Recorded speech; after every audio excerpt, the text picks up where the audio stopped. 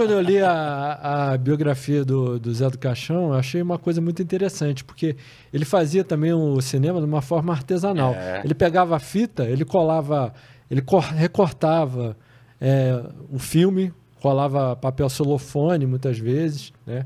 Ele fazia os efeitos gráficos, né? Não fazia na edição, não tinha isso. Ele inventava na coisa. verdade, essa era a edição. Ele fazia artesanalmente a coisa, né? E eu me identifiquei muito, porque a gente fazia isso na demo tape do Los Medrados, a gente fazia isso nas primeiras filmagens do Hermes e Renato, né?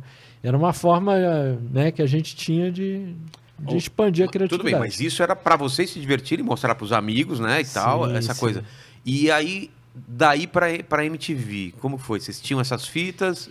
Porque vocês tinham quantos anos aí? Então, o lance foi assim, quando eu comecei a gravar, né, com eles, assim, periodicamente, o Fausto veio com essa ideia de fazer os personagens de Hermes e Renato, de satirizar aquele lance que a gente já estava falando aí com o Felipe já estava falando, que a gente já brincava sobre isso e tal.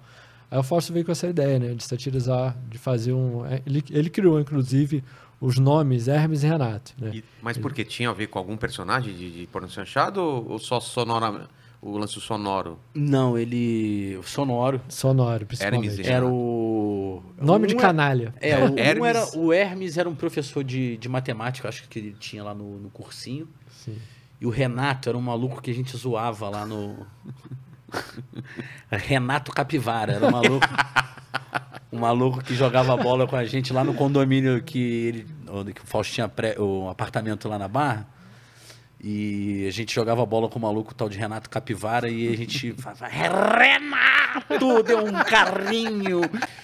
O Renato Capivara, o maluco tinha pelo, tipo, parecia um hipertricoso, tipo eu hoje em dia.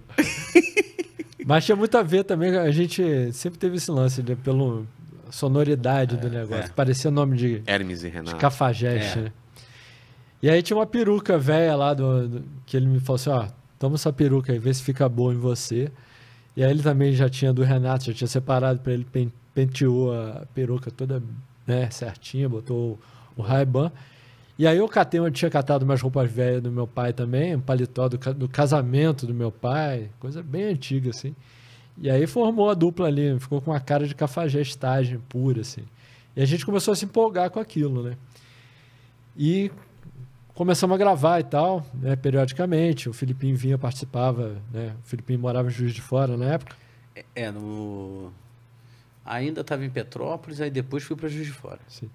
Aí vinha gravar. O Bruno Suter, também, que estudava comigo, fez segundo grau comigo também.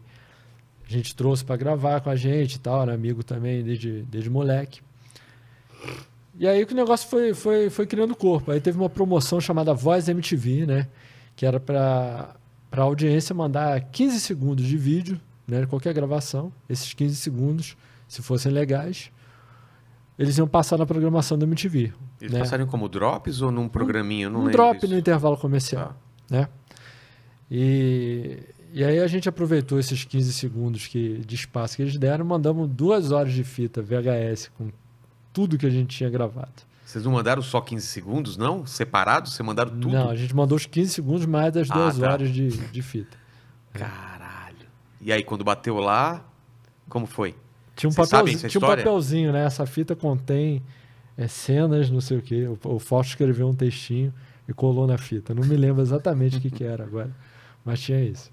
O Filipinho pode contar melhor. E aí, como que foi? Como que bateu lá na MTV e como teve esse retorno para vocês? Cara, eu fiquei sabendo, assim, depois, porque teve muitas pessoas, o filho feio não tem pai, né? Mas quando o filho fica bonitinho, né? Todo mundo viu lá e... Porque no início a gente não sabia muito bem quem tinha recebido essa fita, mas depois que a coisa começou a ficou famoso, né?